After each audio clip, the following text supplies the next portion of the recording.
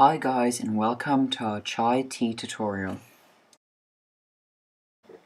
For this you will need 1 tablespoon of honey, 1 tablespoon of brown sugar, 1 tablespoon of cinnamon, 1 Yorkshire Gold tea bag or other black tea, 500 milliliters of boiling water, 300 milliliters of milk, and 200 milliliters of cream or condensed milk. Step 1. Pour the boiling water onto the tea bag. Boil the pan.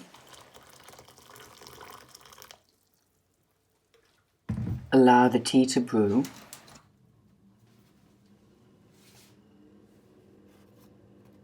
Add the cinnamon.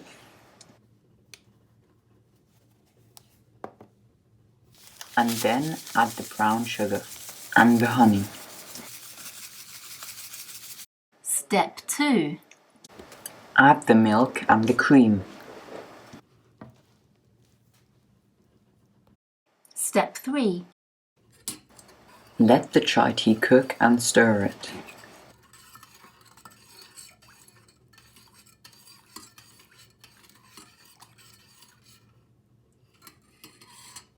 And now you're finished.